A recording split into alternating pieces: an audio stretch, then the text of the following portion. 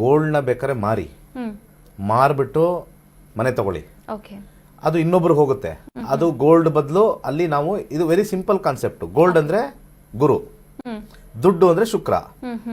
ಗುರು ಕೊಟ್ಟು ಶುಕ್ರನ್ ತಗೊಂಡ್ಬರ್ಬೇಕು.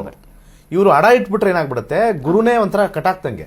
ಓಕೆ. ಯಾರ್ಯಾರು ಇದುವರೆಗೂ ನೋಡಿದೀನಿ ಗೋಲ್ಡ್ ನ ಅಡ ಇಟ್ಟಿದಾರೋ ಎಕ್ಕುಟ್ಟೋಗಿದ್ದಾರೆ, ಪಕ್ಕ ಎಕ್ಕುಟ್ಟೋಗಿದ್ದಾರೆ.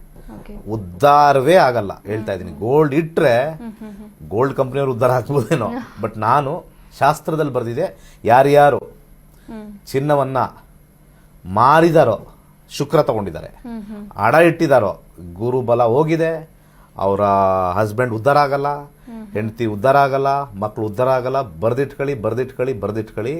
ಅದು ಎಷ್ಟಾಗಿರುತ್ತೆ ಅಂದ್ರೆ, ಒಂದು ಗೋಲ್ಡ್ 1 ಲಕ್ಷ ಅಂತ ಅನ್ಕೊಳ್ಳೋಣ, ಅಡ ಇಟ್ಟಿರ್ತಾರೆ, ಅದು ಹೋಗೋ ಅಷ್ಟಕ್ಕೆ 1 ಲಕ್ಷ ವ್ಯಾಲ್ಯೂ ಹೋಗಿ ಇನ್ನೂ ಎಕ್ಸ್ಟ್ರಾ ದುಡ್ಡು ಕೊಟ್ಟು ಅದನ್ನು ಬಿಡಿಸ್ಕೊಳಕ್ಕಾಗಲ್ಲ, ಮಾಡೋಕ್ಕಾಗಲ್ಲ. ಅಂತ ದರಿದ್ರ ತಲೆ ಇಲ್ಲ ಅವ್ರಿಗೆ. ಅದಕ್ಕೆ ಗೋಲ್ಡ್ ಮಾತ್ರ ಮೋಸ್ಟ್ಲಿ ಡೇಂಜರಸ್. ಯಾಕಂದ್ರೆ ಭೂಮಿಲಿ ಅನೇಕ ಮಿನರಲ್ಸ್ ಇರುತ್ತೆ, ಒಂದೊಂದು ಮಿನರಲ್ಸ್ ಒಂದೊಂದು ಗ್ರಹಗಳಿಗೆ ಅನ್ವಯ ಆಗುತ್ತೆ.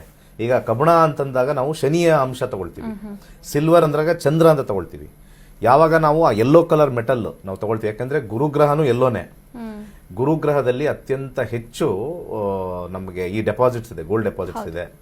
ಸೊ ಅದಕ್ಕೆ ಆ ಒಂದು ಅಂಶನ ನಾವು ಇಲ್ಲಿ ತಗೊಳ್ತೀವಿ. ಅಂದ್ರೆ ಈ ಭೂಮಿ ಎಲ್ಲಾ ಗ್ರಹದ ಮಿಶ್ರಣ ಇಲ್ಲಿರೋದು.